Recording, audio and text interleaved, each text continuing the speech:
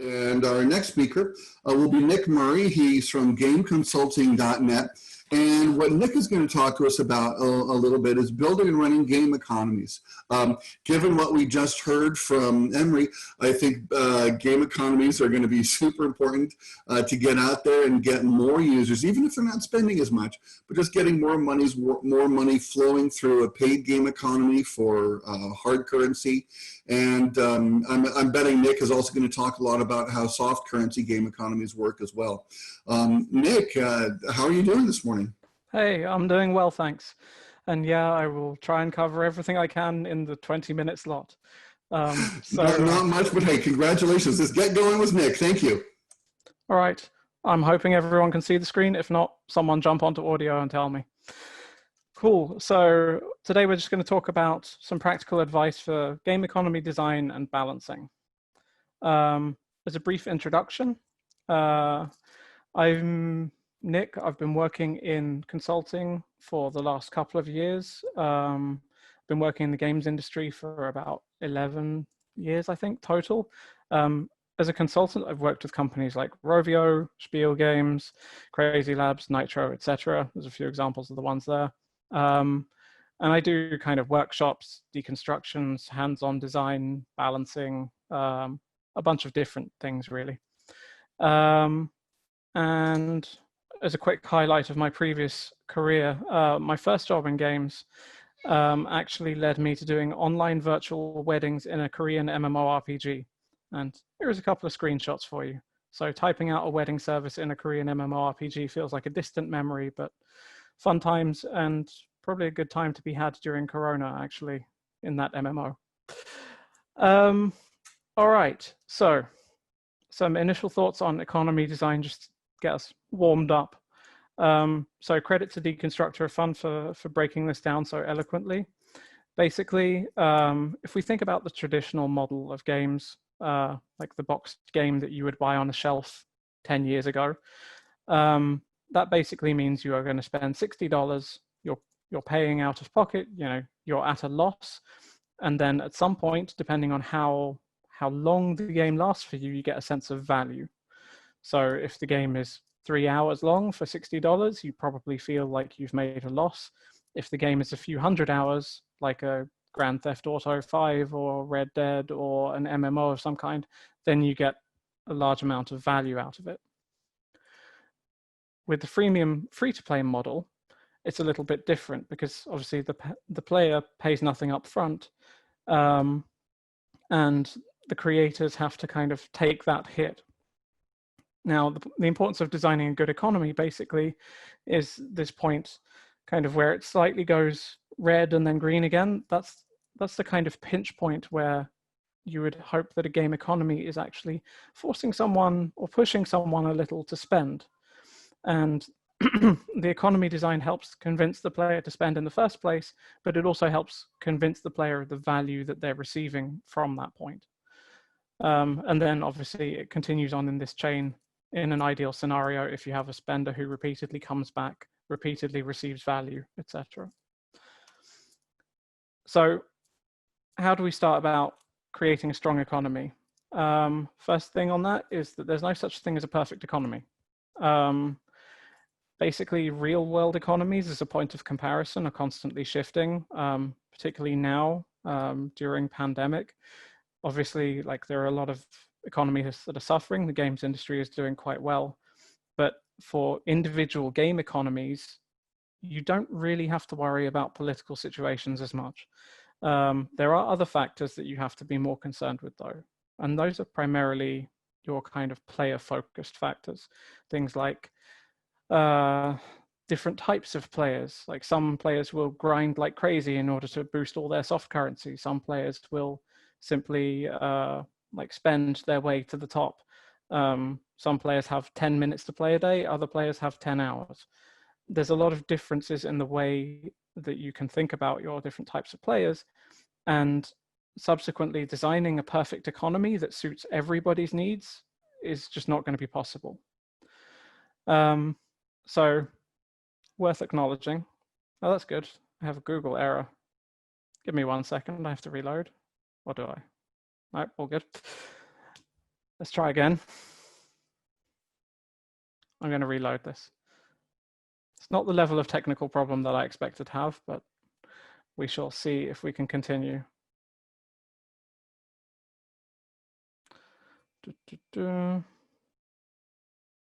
Apologies for this. Basically, even without the help of slides, the quality of an economy is basically defined by its purpose. And the purpose is up to you to decide.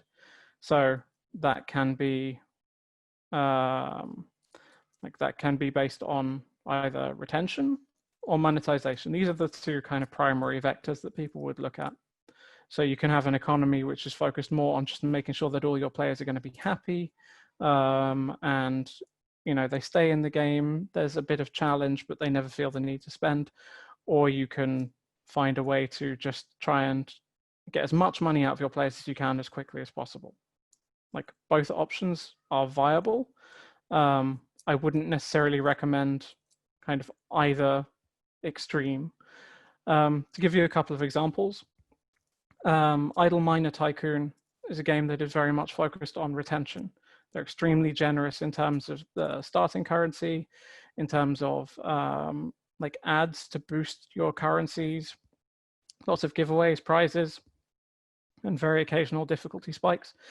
Elder Scrolls Blades, and a caveat here, this was the early access version I played, was very, very grindy and monetization focused. It really tried to push players to convert, because the economy was so punishing, because you received so few resources at different points, and in order to really progress, you'd have to grind through tens of dungeons, or you'd have to spend. So once you've defined the purpose that you want, and again, ideally on this point, I would go for somewhere in between the two, probably more in favor of retention, because at least a retained player has a chance of monetizing later. That doesn't help if your players are already all left. So with that in mind, I want to talk about currencies. And basically, there's a very clear reason for having two currencies at minimum. One is that, well, you have a soft currency and a hard currency, primarily so that your soft currency, if it has a problem with inflation, which it probably will at some point in the game lifetime, particularly if it's a long-running game, particularly if there's lots of live operations, then your gem currency is going to be less affected. So basically, you try and keep your hard currency as a rarer resource so that it maintains its value. Often, you would also hope that the currencies fulfill slightly different purposes. So your soft currency you use for everyday basics, like the structures of play, and then the hard currency gives you like bypass of grind and time, exclusive items, some gacha if you want. Yeah, basically, I think it's important to have at least two, because games that have one currency tend to find themselves very, very inflated very quickly. Often there are certain game systems that will be planned in and have the best intention, but that might end up being exploited for ridiculous gain. So I talked for a while recently to a studio working on a kind of classic board game, and they had a single currency, and their most committed players had like millions of this currency, and it was far too unbalanced for anyone new, because they couldn't compete against these older players, so they just churned out. So currencies are a really big deal here. An additional point on currencies: if you have unique system currencies, they're much easier to understand. So if you have a sword coin for buying a sword, or a shield coin for buying a shield, then the player can't really go wrong. If you're a new player to a game, particularly a new type of game, or a new genre that you maybe haven't tried before, you can quickly lose your way if you don't know what to spend a single currency on. So if you have a single currency that can buy a sword or that can buy a shield, the game might have an expectation that you're actually going to buy the sword, because that will help you get further in this quest. But in reality, new players can often find themselves at a disadvantage because they didn't know what to spend on, and they spent on the wrong thing.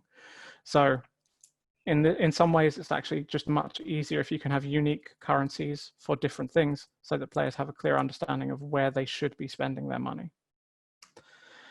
An important thing to know when you are dealing with your currencies is like convert them all into real money. Like it's a really, really simple step, but it's one that a surprising amount of people don't bother doing. But at least if you do this, your live ops can be far more efficient. You can be far more structured in terms of like how you define value of the different currencies. And your value should be based on a bunch of different things. It should be based on the game impact, the frequency in game, the time invested, as well as like the intuition of value sometimes. So for example, you'll have a set of armor that doesn't necessarily function better, but it looks amazing compared to the other sets. So that would have a higher intuitive value than the rest.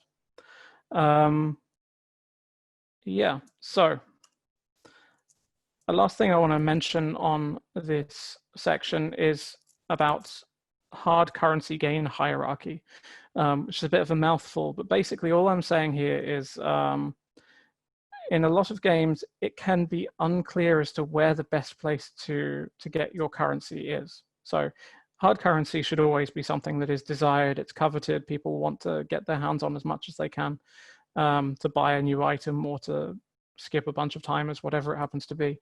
But sometimes there are games that don't make it clear.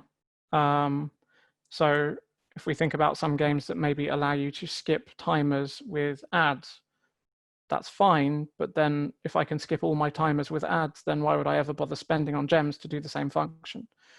So I think it's very clear it should be very clear to your players, like what is the hierarchy of obtaining hard currency? Where can I get the most favorable deals? Where can I get the most hard currency, as much as I will ever want? And I think the focus obviously on number one would be spending. So spending on in-app purchases. Number two should be achievements, because that's something that drives long-term retention. Number three should be login rewards, which is short and mid-term retention focused. And lastly, I would do rewarded video, because that just focuses on short-term retention. It's easy for players to churn out after using rewarded video. It's a lot harder if they've already spent money and feel far more invested in the game. All right, so let's move on to talking briefly about balancing a live economy. And to start off, I would ask you to think about the currencies and the resources that players use in your game. So typically those would be things like soft currency, hard currency, maybe you've got some other crafting materials in there. Like those all count as currencies as well. If you have wood and stone, etc., they're currencies. I think the main currency that I would like to start off by talking about, though, is time. And you get a virtual high five if that was the one you went for. Time is a really important factor for your players. It's extremely valuable, and it's not something that they can buy. So how do you balance by time? In practical terms, this is an example that I would like to share. So basically, this comes from a game I worked on last year, and it was, I guess, similar to Heyday in some ways, but with a different theme. And we looked at, I was trying to diagnose what might be the trouble, particularly in later levels with regards to the game. And I looked at the, let's say, non-cumulative time per level. So that's just the individual amount of time spent on any one level. So for example, here at level 28, you can see was like 500 minutes. And yeah, this is broken down into minutes, but very quickly you can see that there are issues in this graph in the latter part. So around level 26, 20, and then kind of going up to level 31, 33, etc. There are these huge peaks and drops. Basically, what this shows to me is that players are struggling for resources generally at this point. Like, you usually have two options. It either comes down to resources or difficulty, but given that this is a farming game, there is no real difficulty to speak of. So it's a resource shortage problem. Where it drops, players clearly have more resources. because it shows that they're getting through that level quicker than the previous one. When it peaks, it's a sign that actually, okay, the players really took a long time on this level and it was a real struggle. So if we look particularly around level 35-ish, that's crazy that the players have to spend such a huge amount of time in order to actually get past that level. So what did we do? I mean, basically the idea was we redesigned the time curve. We looked at the resources that players had on hand in order to get past it. So what you would look at is a bit more about like the soft currency balance of players at that point in game. I'll move on to more of that in a moment. So the next part I'd like to look at is how you would design an ideal time curve. Credit here to a guy called Thiago Tex Pine, who does a very, very good breakdown of this. And basically, if we think about the game time per player level, this is actually the graph of approximately how it should look. So this is how the previous graph should have looked. Basically, what it means is you have high-speed fulfillment in the beginning. The tutorial learning phase goes very quickly. You reward players as they level up. And then there's a ramp up in time during the mid-game. So, you know, more regularly, you're having to spend a little bit longer to reach that next level. And then at the end, the time should become constant. The idea here is that if you have players who are sitting around or who are sticking around in your game for a long enough time, you don't want to keep moving the goalpost. You don't want to keep punishing them for staying longer by saying, oh, well, that last level only took you 1 hour to do. This next level is going to take you 3. It feels unfair. So at some point, your time curve should become consistent. And this is how it looks as a total game time graph. And again, like time in the late game should become constant, not exponential. All right, so briefly on to balancing sinks and sources. So this was an example for a team I worked with in India who were working on a cooking management game. And all I wanted to do with this was illustrate, okay, what are your sources of gold? What are your sources of gems, XP and boosters? And what are your sinks for all these things? Just to try and make sure that we did actually have enough sources and sinks in place for each currency. This is a very good way of just getting a kind of brief overview, but realistically, you need to go deeper. This is good for indication, but it doesn't actually tell you the scale of the problem. It doesn't tell you if someone's getting 1 million gold when they should be getting 10. So in order to do that, you look at this. I wonder if I can get rid of that. You look at this, which is the modal cumulative soft currency gain and cumulative soft currency sinks. So firstly, I use modal because I like to look at where most of the player base are. You can use medians as well. Averages are less accurate in this situation. But basically, all you're doing is comparing here on a graph like soft currency gain and soft currency sinks by level. So at the beginning here, you can see like the blue line represents soft currency gain. So actually, I have more soft currency than I need to sink. That's great. And then at some point, these lines cross over and soft currency sinks stay above the blue line, meaning that actually I need a bit more soft currency than I have on hand, which again is perfectly viable strategy because you want players to struggle a bit and to have objectives to aim for. Where you have issues is maybe here around level 8, where actually the distance just becomes too big. There is a clear feeling that, okay, maybe if I'm at this level, my next soft currency sink objective, let's say that's, I don't know, in this case, a cooking game, building a new type of restaurant somewhere, something like that. Maybe that feels too far away for me as a player, and that can mean that I would churn. So then balancing with goals focus is another way of doing this, which is really effective. So you look at, again, modal balances on level up, and you basically place objectives in front of them. So if I have 250 coins, then actually give me an objective for 300 coins. It gives me something that I'm almost there. And you can also balance with live operations as well. So if you give away too much currency, use a leaderboard tournament to sink a lot of it. If you don't give away enough currency, then make sure that everybody gets some in some kind of milestone-based tournament. there are lots of different ways through live operations that you can rebalance this. When you're rebalancing with live ops, sorry, I'm speeding up a little bit because I'm conscious of time. When you're rebalancing with live ops, then keep an eye on your estimated value. It's a very basic formula, but basically the idea is that you should understand the real value of a chest or an item.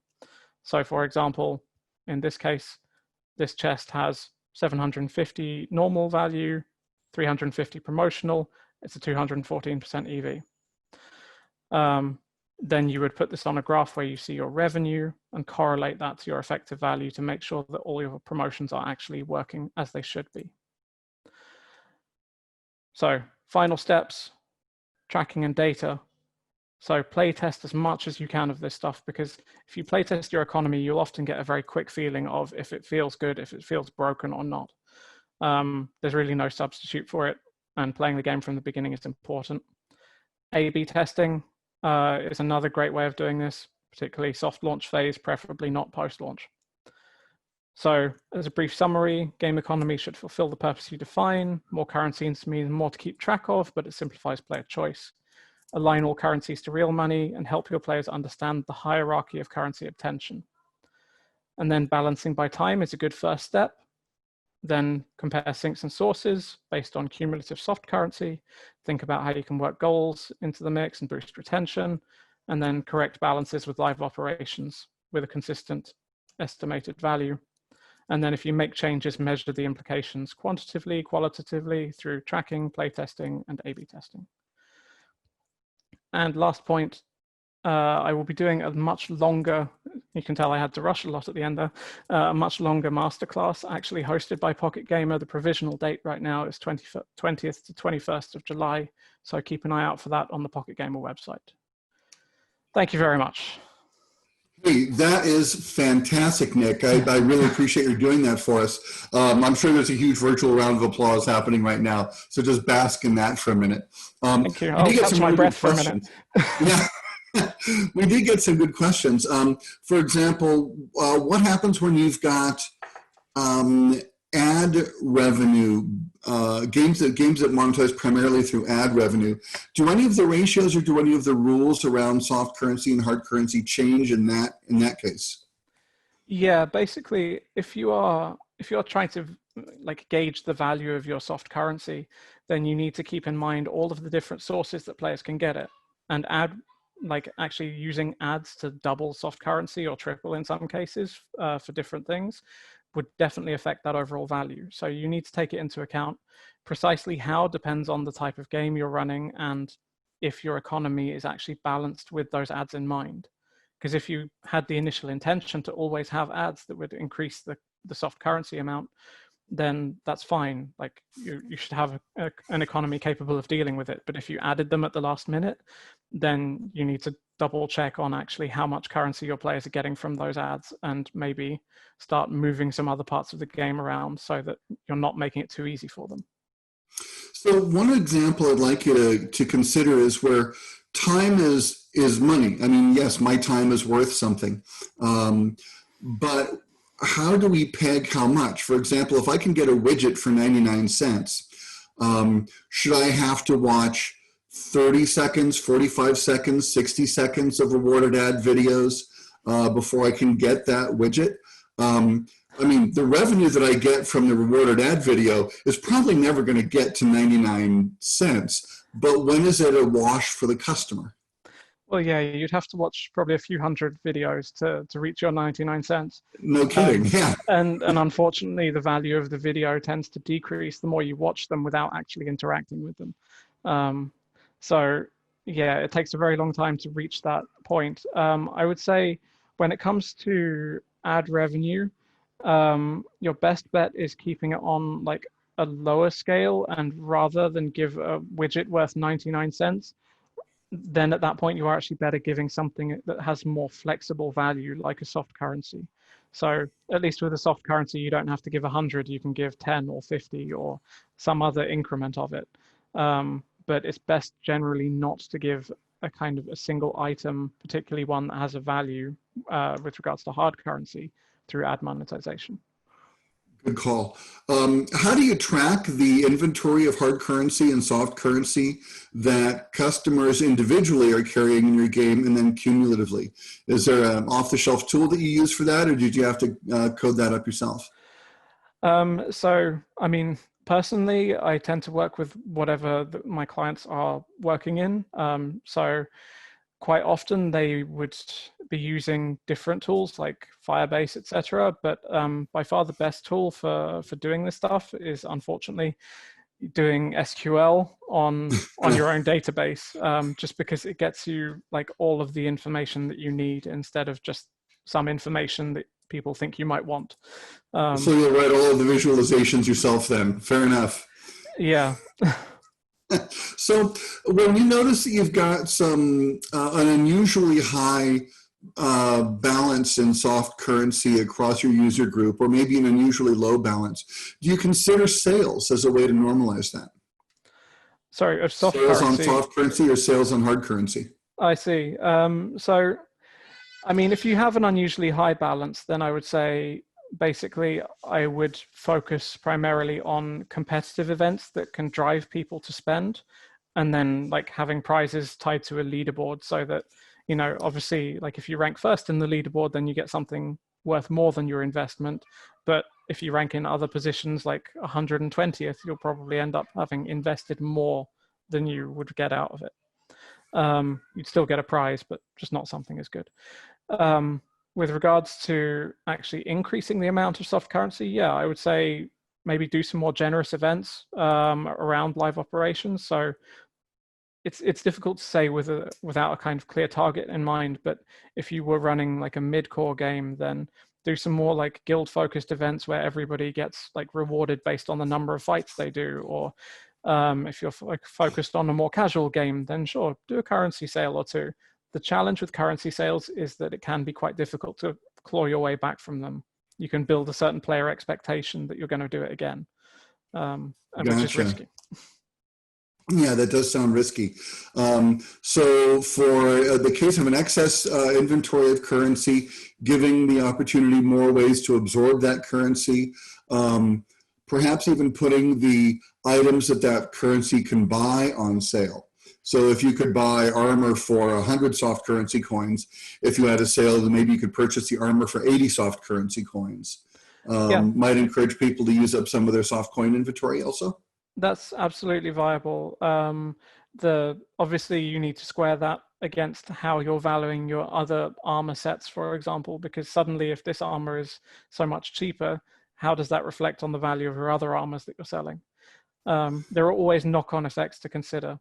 I will say one way of getting rid of like hard currency actually from people's accounts, you can try out some new things. For example, at a company I worked at a while ago, we tried jackpot chest, where we called it actually a lottery chest. So it was a gacha, which basically would cost you 1 gem, so the lowest amount of hard currency you could spend, and you would either receive, I think, 10 soft currency or 10,000 hard currency. And obviously we listed it as a lottery, said the odds are extremely low, but it was extremely effective as well at actually getting players just using up kind of odds and ends of hard currency, which is a really, really useful way of doing it. How do you end up with odds and ends of hard currency? Actually, because by watching not ads. Enough to spend for something big, but you still got some? Yeah, basically a lot of it was based around watching ads, in fact. So I think you could get maybe 5 hard currency from watching ads per day, something like that. And a lot of players just had a few here and there, or they bought an item and then still had a little bit left over, but not enough to do anything useful with. So it's a way of keeping players engaged in some way. Are there any good rules of thumb for starting values? Let's say I'm just launching a game.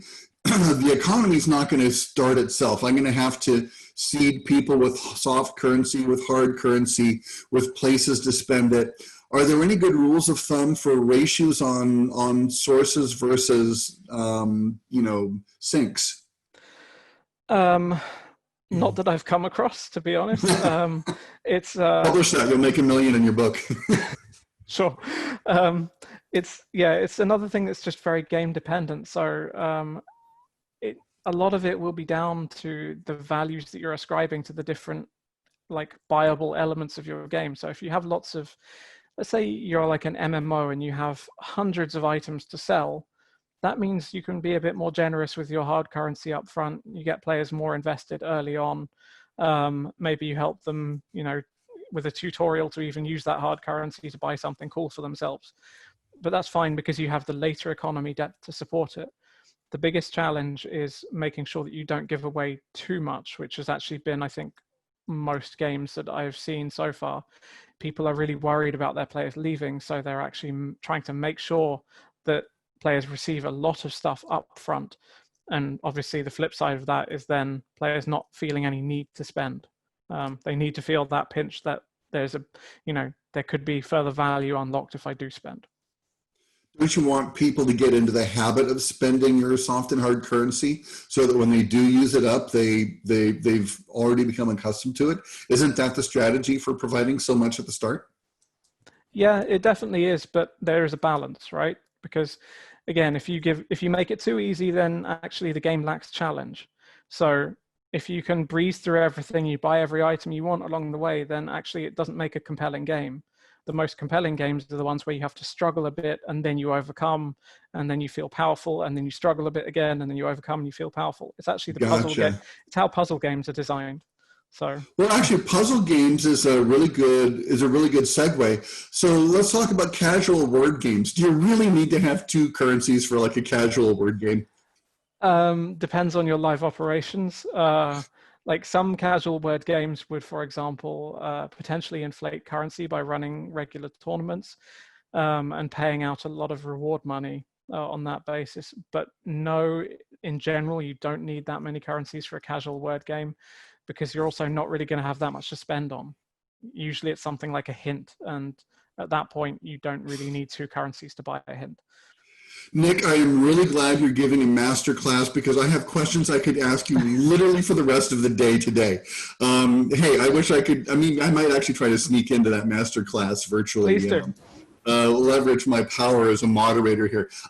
Thank you so much for your time this afternoon. I really do appreciate it. Everyone, make sure you check out Nick's masterclass and see if you can't get a way to get in there and attend that. This has been fantastic information. Thank you very much. Thank you so much. Have a good day.